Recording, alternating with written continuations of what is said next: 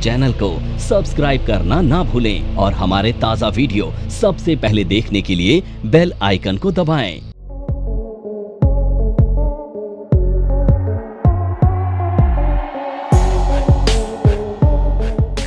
ये मैसेज एजी ट्रेडर्स है, एजी ट्रेड्स ए partnership firm है। ध्यान रखना है, नेचर ऑफ बिजनेस भी पार्टनरशिप फर्म्स है, डील्स इन कंज्यूमर गुड्स में डील करता है।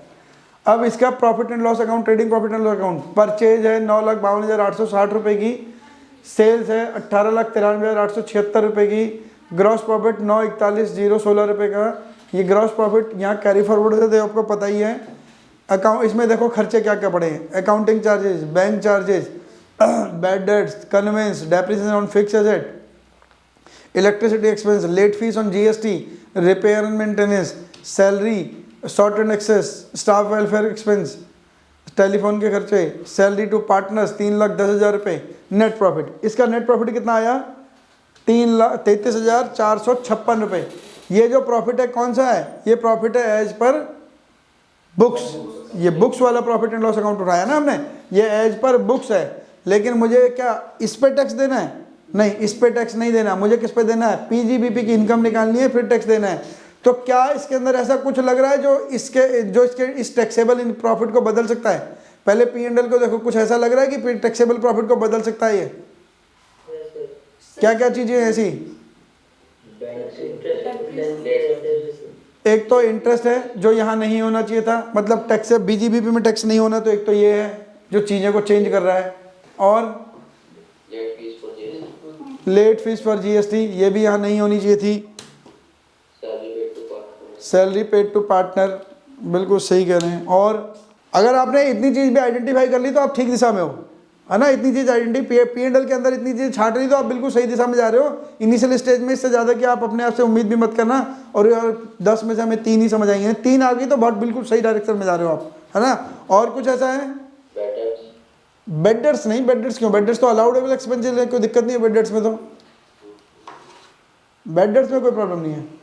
चलो इसे अभी देखते हैं। अब देखो अब क्या करना है, वापस वैसे इसका ही अगले वाले पेज पे हो रहा होगा, लेकिन मैं आपको दोबारा कर लेता हूँ। Computation income under the head PGBP. तो हम स्टार्ट कहाँ से करते हैं? Again net profit from as per books. तो ये प्रॉफिट बुक्स आ गया। अब इसमें से कोई भी चीज़, चाहे पहले ऐड वाली साइड ले लो या माइनस वाली ले लो, कोई फर्क नहीं पड़ता। तो मैं यहाँ पे माइनस वाली साइड में एक ही चीज़ है, ये हटा लेते हैं पहले, लेस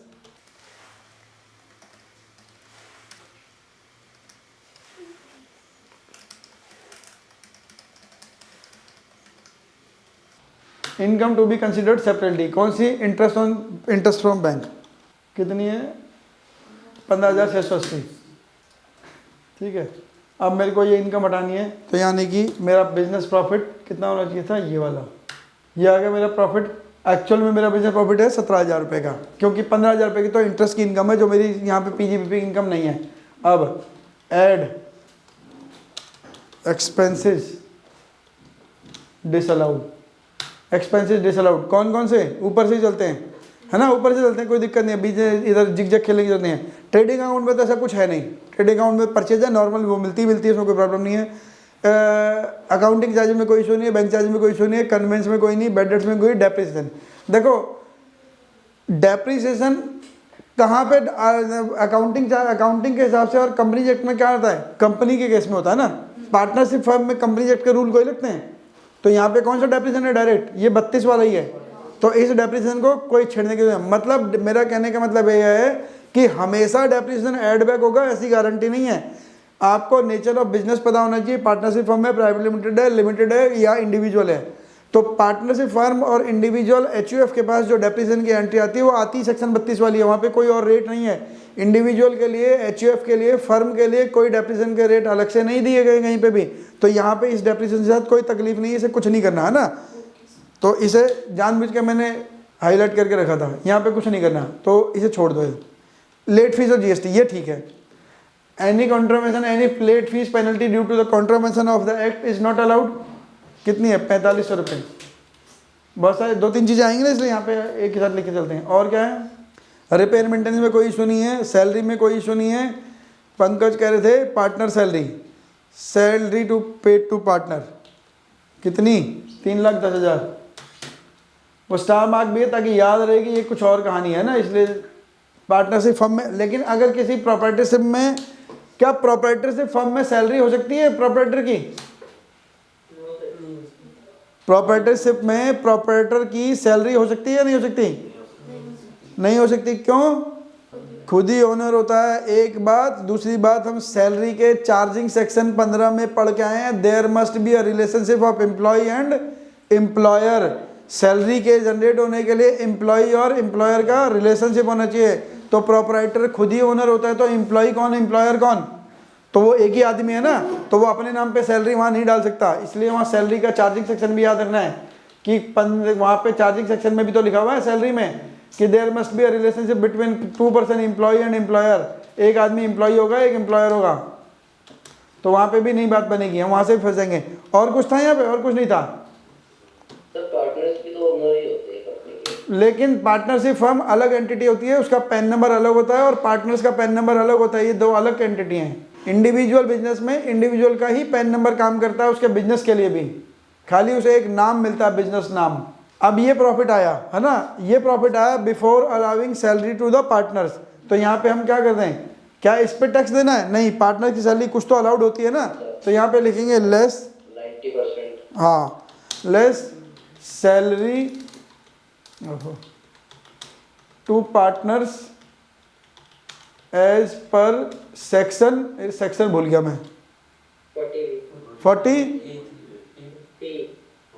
जो तरुण दोबारा बोलना, 40 बी, सेक्शन 40 स्मॉल बी है ना, ये वाला 40 बी कहता है। ये क्या कहता है? फर्स्ट 3 लाख रुपए का 90%, इसका 90%।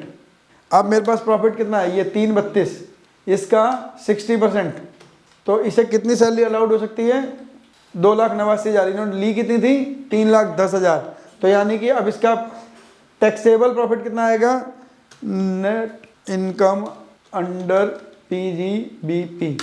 अभी टैक्स नहीं निकालेंगे क्योंकि अगर हो सकता है इसकी कोई और हेड इनकम होगी तो टैक्स उनको भी जोड़ना पड़ेगा। अगर कोई नहीं है तो इसी में निकाल सकते हैं, अभी निकाल के दिखा देता हूँ टैक्स में आपको, है ना।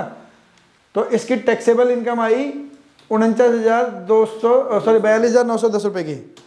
42,910 की इसकी PGBP की इनकम है। अब मान लो ये पार्टनरशिप फर्म था, इसके पास कोई और इनकम नहीं थी, तो इस पर टैक्स दे दें, या कोई और इनकम है जिस पे टैक्स लगना चाहिए? इसको कोई और इनकम है जिस पे टैक्स लगना चाहिए? मान लीजिए पार्टनरशिप फर्म के पास, आपके पास यही इन्फॉर्मेशन है, आपने PGBP की इनकम निकाल ली और PGBP की इनकम निकाल के रख दी यहाँ पर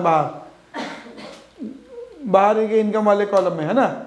ये आपके पास PGBP की इनकम आ गई। अब आप इसकी टैक्स, आज ही टैक्स भी निकालना है, तो क्या कोई और इनकम है जिस पे टैक्स लगेगा? इसे इन्फॉर्मेशन इतनी है जितनी है, इसके अलावा कोई हाइड नहीं है इन्फॉर्मेशन। क्या कोई और इनकम इसमें ऐड लेस होगी या बस इस पे टैक्स निकाल दूं? पार्टनरशिप फर्म को टैक्स लगता है 30% का, सॉरी, फर्म का फ्लैट टैक्स है 30%, इसी का 30% टैक्स निकलेगा या कोई और घटा जोड़ रह गया अभी इसमें? इसकी GTI निकालने के लिए ग्रॉस टोटल इनकम पे टैक्स लगता है ना हमेशा, gross total income minus deduction under chapter 6A वाली, तब जाके टैक्सेबल इनकम आता है। तो इसके हिसाब से दोबारा देख लो आप, कुछ देखना है, कुछ होना है, या खाली मैं बेकार में मजे ले रहा हूँ आपको डरा के? और कोई इन्फॉर्मेशन नहीं है। 42,910 पे हम टैक्स निकाल देंगे।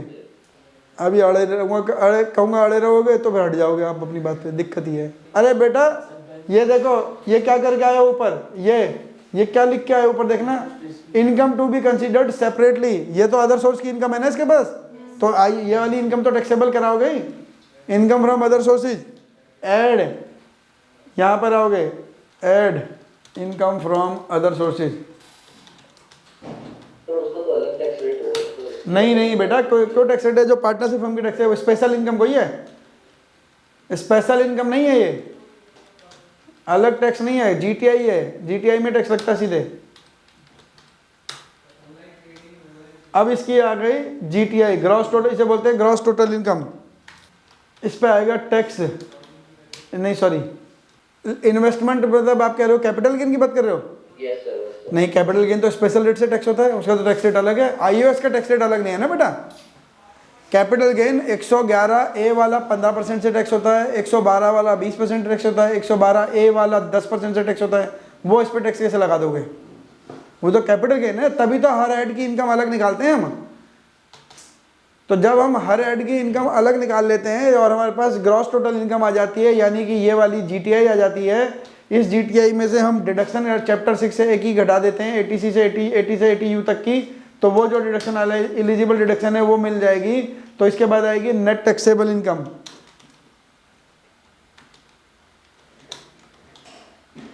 नेट टैक्सेबल इनकम, जब ये नेट टैक्सेबल इनकम आ गई तो अब आप इसको टैक्स निकालोगे।